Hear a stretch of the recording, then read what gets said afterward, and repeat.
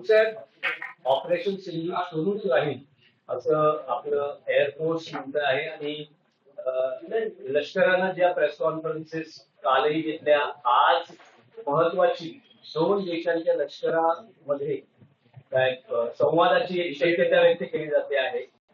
काय सांगाल या सगळ्या पार्श्वभूमीवर? संवाद किंवा ऑपरेशन सिंधू याच्याविषयी मी आता काहीच बोलणार नाही. लष्कर एखादी कारवाई करत असेल तर ती लष्कराला दिलेली जबाबदारी किंवा अधिकार आहे. या क्षणी देशातला प्रश्न इतकाच आहे की पाकिस्तानमध्ये जो विजयाचा जल्लोष सुरू आहे, पाकिस्तानमध्ये हिंदुस्थानमध्ये नाही, पाकिस्तानमध्ये पाकिस्तानचे प्रधानमंत्री, त्यांचे लष्कर प्रमुख, बरं काय लावा त्यांचे लष्कर प्रमुख यांची वक्तव्य आपण ऐक, त्यांच्या विजय मिरवणुका निघतात, फार वाईट वाटतंय, डोळ्यात पाणी येत आहे. पाहून हा काय प्रकार? ही पाकिस्तान युद्ध जिंकलाय, हिंमत कशी होते असं बोलण्याची, सांगण्याची? याला सर्व स्वीकार. आपण पाकिस्तान पुढे झुकलेलं नाही आहोत, आपण अमेरिकेपुढे घेतो. प्रेसिडेंट ट्रम्प यांना आपण सरपंच म्हणून नेमलेले नाहीत भारतानं. ते का आपले सरपंच नाहीयेत, फौजदार नाहीयेत. त्यांना फौजदारकी करायची अधिकार मोदींनी कसा काय दिलेला आहे? रोज ट्रम्प भारत, काश्मीर आणि पाकिस्तान विषयी आम्हाला सूचना करतात. प्रेसिडेंट ट्रम्पने आधी युद्ध थांबवलं, आम्ही ते त्यांचं ऐकलं.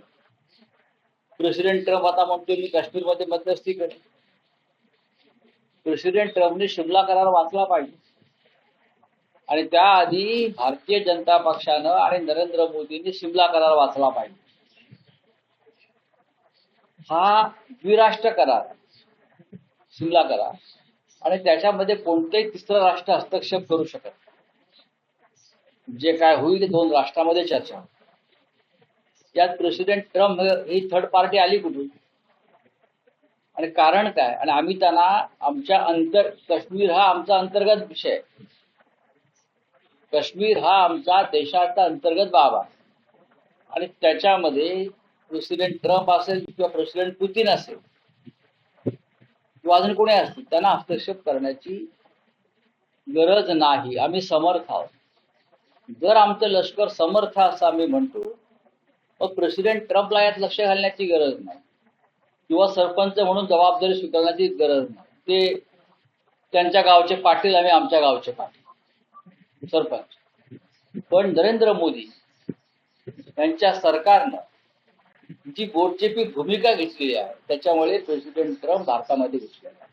हे अत्यंत देशाच्या सार्वभौमतेचं दुर्दैव आहे. तुम्ही म्हणताय काही सौदा झाला आणि त्याच्यामुळे अशी भूमिका घ्यावी. आता हा सौदा काय झालाय भविष्यात कळेल. कोणावरचे खटले काढून घेतले जात आहेत, अमेरिकेत असलेले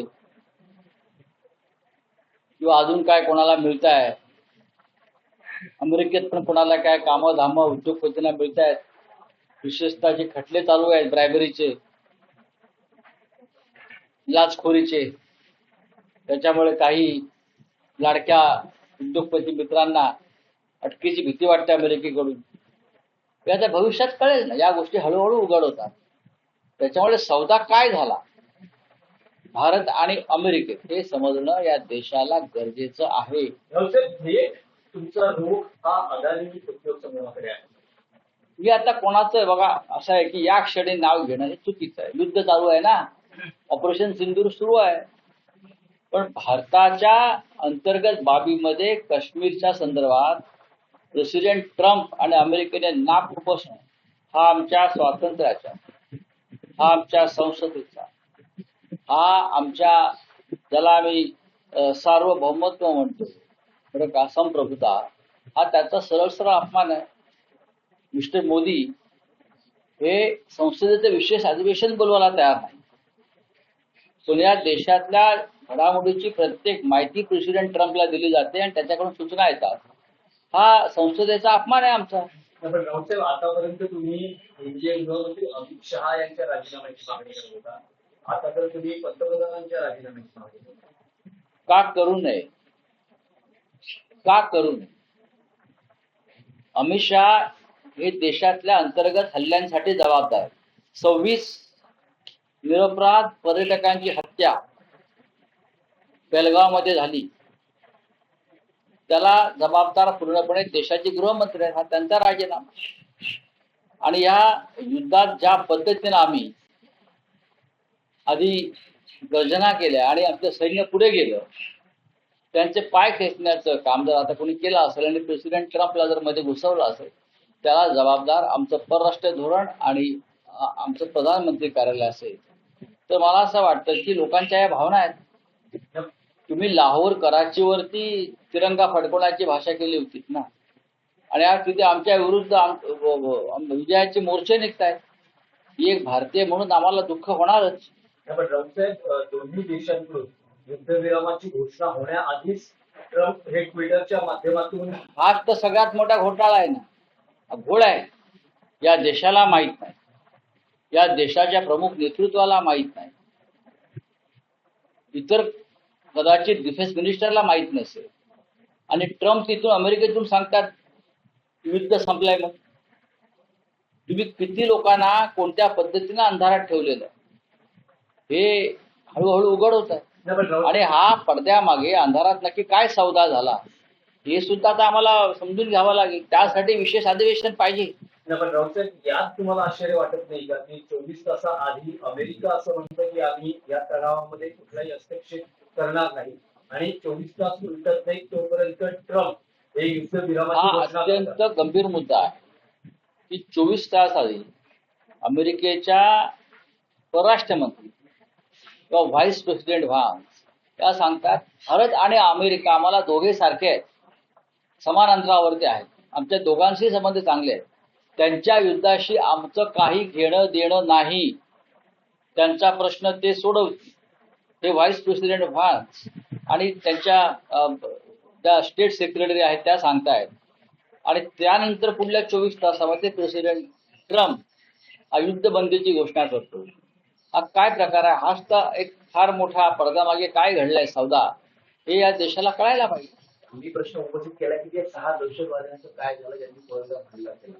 ऑपरेशन सिंदूर जर सुरू असेल खरोखर, तर त्या ऑपरेशन सिंदूरचं पहिलं टार्गेट ते 6 दहशतवादी पाहिजे ज्यांनी आमच्या 26 बहिणींचं कुंकू पुसलं. आणि त्यानंतर ऑपरेशन सिंदूरची कल्पना तुम्हाला सुचली ना, महिलांची मतं मिळावीत म्हणून, महिलांची सहानुभूती मिळावी म्हणून. करेक्ट.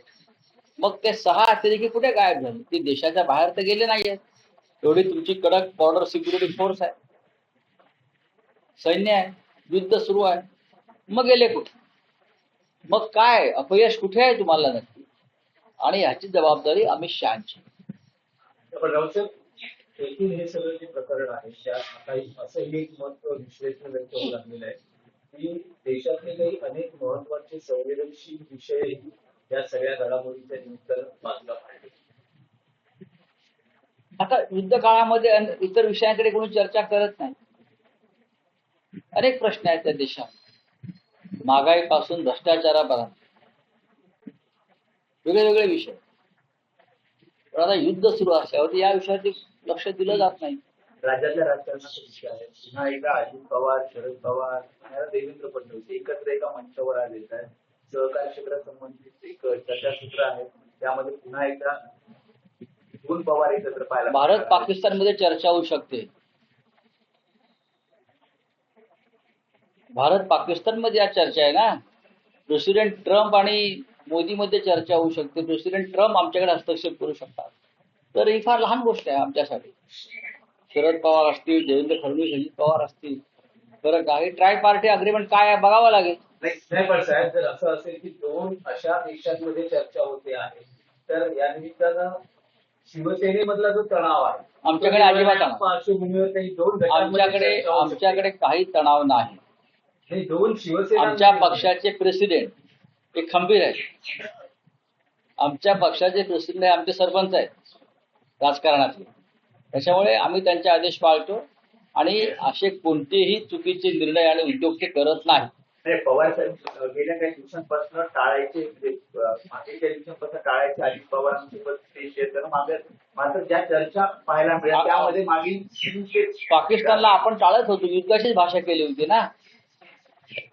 जिल्हा या मुर्दा आर पार, तुम्ही राहाल किंवा आम्ही राहाल. आता टेबलावरती बसले आहेत, भारताला धक्का बसला. आम्हाला असं वाटलं की लाहोर, कराची, इस्लामाबाद, रावळपिंडीवरती आता आम्ही झेंडा फडकवून येतोच आहोत ना.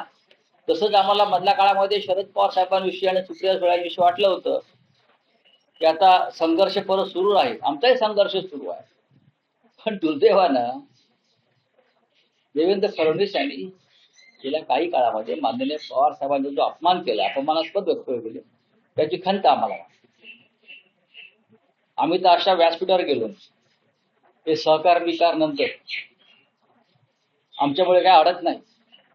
आपल्यामुळे जग अडताय, राष्ट्र अडताय, या भूमिकेतून राजकारणाने बाहेर पडलं. पण राऊतसाहेब, या सगळ्या पार्श्वभूमीत शरद पवारांनी त्यांचा संघर्ष हा संपवलेला आहे असं वाटतं तुम्हाला? मला असं वाटत नाही. पण त्यांच्या राजकारणाची पद्धत वेगळी, आमची पद्धत वेगळी. आम्ही बाळासाहेब ठाकरे यांची चेले आहोत. आम्ही फटे लेकिन हटे नाही या भूमिकेत. आम्ही सत्तेची आणि संस्थांची पर्वा करत नाही. नेशन फर्स्ट, स्टेट फर्स्ट ही भूमिका आमची जरूर आहे. पण आमच्या संस्था टिकाव्यात, आमचे कारखाने टिकावेत, कारखान्यावरची आमची माणसं टिकावीत, म्हणून आमचं राजकारण नाही आहे.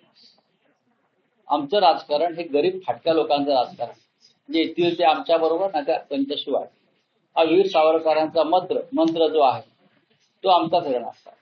आलात तर तुमच्या बरोबर, नाहीतर तुमच्या शिवाय. हे तुमचं विधान अत्यंत महत्वाचं आहे. आल्यात तर तुमच्या बरोबर किंवा तुमच्या शिवाय, हे अत्यंत, म्हणजे शरद पवारांशिवाय सुद्धा तुमचा संघर्ष सुरू राहील का? नाही, आम्ही संघर्ष करणारच आहोत. आमचा संघर्ष या देशामध्ये लादलेल्या हुकुमशाही विरुद्ध आहे. आमचा संघर्ष ज्यांनी आमचे पक्ष फोडले, ज्याने बाळासाहेब ठाकरेंचा पक्ष फोडला, ज्याने बाळासाहेब ठाकरेंनी निर्माण केलेला हा महाराष्ट्र कंगाल केला, मराठी अस्मितेच्या विरुद्ध ज्यांची कारस्थानं सुरू आहेत, त्यांच्या विरुद्ध आमचा संघर्ष सुरू आहे. जे आमच्या बरोबर यायला तयार आहेत त्यांना बरोबर घेऊ, नाहीतर त्यांच्याशिवाय हा संघर्ष सुरूच आहे. बाळासाहेब ठाकरेंनी सुद्धा हाच संघर्ष केला. आम्ही त्यांच्याबरोबर आयुष्यभर काम केलेली माणसं आहोत बाळासाहेब ठाकरेंबरोबर. पण राऊतसाहेब, या संघर्षात शरद पवार तुमच्या बरोबर नसतील तरीही शिवसेना, बघा, आम्ही राजकारणामध्ये, आम्ही महाविकास आघाडीमध्ये एकत्र आहोत, ते राहू. मी म्हणतोय संघर्ष करणं हे येऱ्या गबाळ्याचं काम नाही. आमचा जन्म संघर्षासाठी झालेला आहे आणि तो संघर्ष शिवसेनेच्या पाचवीला पुजलेला आहे. आम्ही संघर्ष करणार आणि आमचा संघर्ष थांबवण्याची हिंमत ना देवेंद्र फडणवीसांमध्ये आहे, ना नरेंद्र मोदींमध्ये आहे आणि ना अमित शहामध्ये आहे. काय करणार? काय तुरुंगात टाकतील ना, याच्या पलीकडे काय करणार? आम्ही घाबरत नाही. एक मराठी प्रश्न आहे की गेल्या काही दिवसात जो विषय मागे पडला होता, राज ठाकरे उद्धव ठाकरे एकत्र येण्याविषयीचा, मध्यंतरीच्या काळात दोन्ही ठाकरे बंधू परदेशात होते. परदेशातून ज्या ठाकरे बंधू आलेले आहेत, तर राज ठाकरे उद्धव ठाकरे एकत्रीकरणाच्या किंवा युतीच्या चर्चेला आता पुढे सुरुवात होईल का? सुरुवात कोणी केली होती? सुरुवात कोणी केली होती या चर्चेला? सुरुवात कोणी केली? प्रतिसाद कोणी दिला? सुरुवात कोणी केली? सुरुवात राज ठाकरे यांनी केली. 2 ओळीच्या वाक्यातून सुरुवात झाली. आम्ही सकारात्मक प्रतिसाद दिला, पूर्ण वेळ आजही देतो. आता पुन्हा सुरुवात त्यांनीच करायची. म्हणजे तुम्हाला अपेक्षा आहे की आता त्यांच्याकडून काही सकारात्मक प्रतिसाद यावा आणि त्यानंतर मी असं म्हणतो की अजून त्यांच्या ज्या चर्चा सुरू आहेत, 2 दिवसापूर्वी ते देवेंद्रजींना भेटले, ते त्यांचे जे काय जुने नाती गोष्टी संबंध आहेत त्याच्याशी चर्चा करतायत, ते पूर्ण होऊ द्या. कदाचित ते त्यांना सांगायला गेले असतील आता आपलं नातं संपलं म्हणून. ते एकदा पूर्ण झालं की आम्ही आहोतच ना, आम्ही जातो. काश्मीर में पहल करेंगे कौन कहे, उसने कहा ट्रम्प को इसे अधिकार किसने दिया? चाणक्य नीति क्या है सर? क्या होगा? कौन बोला बीजेपी चाणक्य? बीजेपी नकली चाणक्य। ऐसे नकली चाणक्य बहुत घूमते हैं राजनीति। प्रेसिडेंट ट्रम्प को यह अधिकार किसने दिया कि वो कश्मीर मामले में हस्तक्षेप करे? कश्मीर प्रेसिडेंट ट्रम्प ने, और उससे पहले मिस्टर नरेंद्र मोदी, अमित शाह जी, जो हमारा एक शिमला करार हुआ था, शिमला अकॉर्ड 1971 के बाद इंदिरा जी किया था, वो पढ़ लीजिए। उसमें दो राष्ट्र में ही चर्चा हुई, तीसरा राष्ट्र उसमें नहीं आएगा हस्तक्षेप करने। यह हमारे शिमला एग्रीमेंट में एक महत्वपूर्ण एक सेक्शन, वो पढ़ लीजिए। प्रेसिडेंट ट्रम्प को सरपंच किसने बनाया, मुखिया किसने बनाया? हमारे यहाँ गांव में पाटिल रहते हैं, पाटिल चौधरी गांव में। तो प्रेसिडेंट ट्रम्प को क्या हमने चौधरी बनाया है क्या? कहाँ भी घुस जाते हैं। हमारी सेना, हमारी फौज सक्षम, वो कर लेगी, चाहे हमारी पॉलिटिकल लीडरशिप कमजोर हो, लेकिन सेना सक्षम। ठीक है। इससे पहले आप केंद्रीय गृह मंत्री अमित शाह का इस्तीफा मांग रहे थे। और इंडिया पार्टी में मोदी जी नहीं रहते, पाकिस्तान में जो राष्ट्रपति है वो देश को संबोधित, मोदी जी ने कुछ नहीं कहा है। मोदी जी को टाइम है, बिहार चुनाव से पहले वो संबोधित जरूर करेंगे। बिहार चुनाव से पहले 1 महीना पहले वो जरूर देश को संबोधित करेंगे। मोदी जी बहुत होशियार आदमी, बहुत होशियार आदमी, व्यापारी। अब उनको फायदा नहीं है, लोग सवाल पूछेंगे ना पाकिस्तान के बारे में, तो बिहार चुनाव से पहले, वेस्ट बंगाल चुनाव से पहले जरूर जनता को, देश को संबोधित करेंगे। आज संपादकीय में आपने लिखा है कि कौन सा सौदा हुआ, कौन सा सौदा हुआ? सर, ट्रम्प के साथ एक सौदा हुआ है जिसकी भारी कीमत भारत को पानी हुई है सर। हाँ, भारी कीमत जो है वो हमारी फौज जो जोश में थी, लाहौर, कराची, इस्लामाबाद, रावलपिंडी तक पहुंचने के लिए, पेशावर तक, उसको रोका किसने और क्यों? अब ये मौका फिर नहीं मिलेगा पाकिस्तान को खत्म करने का।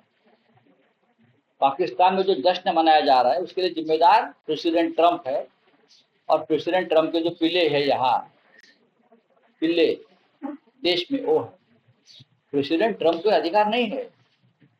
भारत पर जो हमला हुआ है, हमारे लोग मारे गए, हमारे बहनों का सिंदूर वो लोगों ने सौभाग्य खत्म कर दिया है, उनका बदला लेने का अधिकार हमको है।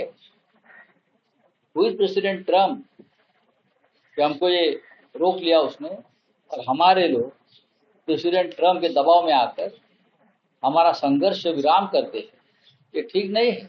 राहुल साहब, अमेरिका की स्वराष्ट्र मंत्री ये बयान करती है कि भारत और पाकिस्तान के बीच अमेरिका पहल नहीं करेगी, लेकिन इस बयान को 24 घंटे नहीं होते तो प्रेसिडेंट ट्रम्प ये ऐलान कर देते हैं कि युद्ध खत्म हुआ।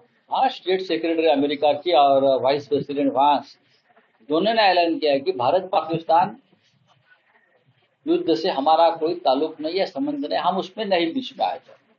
ये बार बार कहते रहे।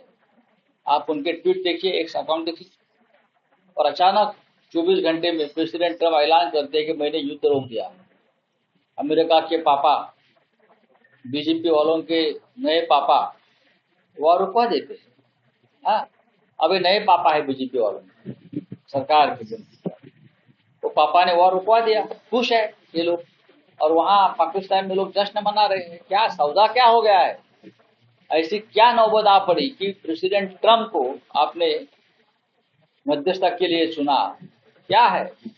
हमारे पास जानकारी है, उससे क्या फायदा, किसको फायदा, किसके ऊपर के जो वहाँ जो केसेस चल रहे हैं ब्राइबरी के, वो पीछे लेने की बात चल रही है, अब पता चलेगा आपको। नहीं, लेकिन आपका सीधा रुख ये अदानी उद्योग समूह के, अगर आपको ऐसा लगता है तो आप वो खबर चलाइए। अगर आपके मन में ये शंका है तो एक अच्छे पत्रकार के नाते आप ये खबर चलाइए। सर इसी की मीटिंग हो रही है होने तो वो बातचीत होती रही। देखो चाइना से भी इस प्रकार की बातचीत होती है, जो बॉर्डर स्टेट है नेशन है उससे हमेशा इस प्रकार की बातचीत होती रहती है।